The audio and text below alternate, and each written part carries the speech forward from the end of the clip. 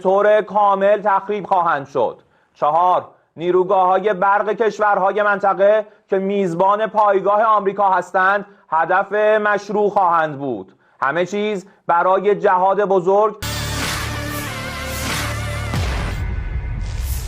Iran tanggapi ancaman Trump, peringatkan tutup total Selat Hormuz jika serang pembangkit listrik.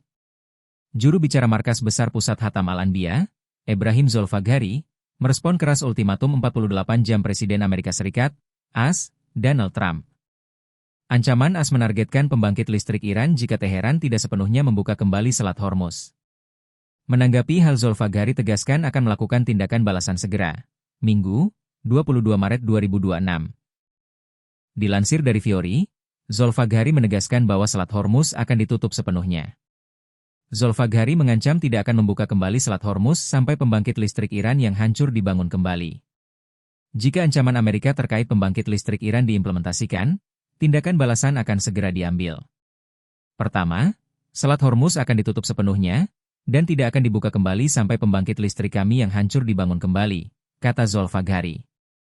Zolfaghari menambahkan Teheran juga akan memperluas jangkauan target infrastruktur energi dan teknologi informasi Israel. Iran juga akan serta menghancurkan sepenuhnya beberapa perusahaan regional yang berfokus serupa jika mereka memiliki pemegang saham AS. Pembangkit listrik di negara-negara regional yang menjadi lokasi pangkalan Amerika akan menjadi target yang sah. Semuanya sudah siap untuk jihad besar-besaran dengan tujuan menghancurkan sepenuhnya semua kepentingan ekonomi Amerika di kawasan Timur Tengah. Kami bukanlah inisiator perang ini, dan kami tidak akan menjadi inisiatornya sekarang. Tetapi jika musuh menimbulkan kerusakan pada pembangkit listrik kami akan melakukan apapun untuk membela negara kami dan kepentingan bangsa kami, pungkas Zolfaghari. Bismillahirrahmanirrahim. Ya ayyuhalladzina amanu idza laqitumul ladzina kafaru zahfan fala tuwalluhumul adbar. رئیس جمهور تروریست آمریکا در ادامه رفتار تجاوزکارانه و ناامن‌سازی جهانی تهدید کرده است که اگر ایران تنگه هرمز را باز نکند نیروگاه‌های ایران را هدف قرار خواهد داد. بارها گفته ایم که تنگه هرمز فقط روی دشمن و ترددهای با ضرر بسته است و هنوز به طور کامل بسته نشده است و تحت کنترل هوشمند ماست و عبور و مرور بی‌ضرر تحت ضوابط خاصی متضمن امنیت و منافع ما انجام می شود. لیکن در صورت عملی شدن تهدیدات آمریکا در خصوص نیروگاه‌های ایران بلافاصله اقدامات تنبیهی انجام خواهد شد. 1. تنگه هرمز به طور کامل بسته می شود و تا نیروگاه‌های تخریب شده ما بازسازی نشوند این تنگه باز نخواهد شد. 2. همه نیروگاه‌های برق، زیرساخت‌های انرژی و فناوری اطلاعات رژیم صهیونیستی به طور گسترده هدف قرار خواهند گرفت.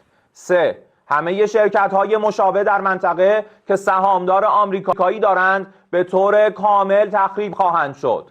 4. نیروگاه‌های برق کشورهای منطقه که میزبان پایگاه آمریکا هستند هدف مشروع خواهند بود. همه چیز برای جهاد بزرگ با هدف نابودی کامل کلیه منافع اقتصادی آمریکا در منطقه غرب آسیا آماده است. ما شروع کننده جنگ نبودیم و اکنون هم شروع کننده نخواهیم بود. اما اگر دشمن آسیبی به نیروگاه‌های ما برساند ما برای دفاع از کشور و منافع ملت خود دست به هر کاری خواهیم زد و روند بدون توقف نابودسازی اهدافی که بیان شد آغاز خواهد شد و هیچ چیز نمیتواند مانع استمرار عملیات ما برای نابودسازی زیرساخت‌های انرژی، نفت و صنعت آمریکا و همپیمانان او در منطقه شود و من نصر الا من عند الله العزیز الحکیم. Download Tribun X sekarang, menghadirkan lokal menjadi Indonesia.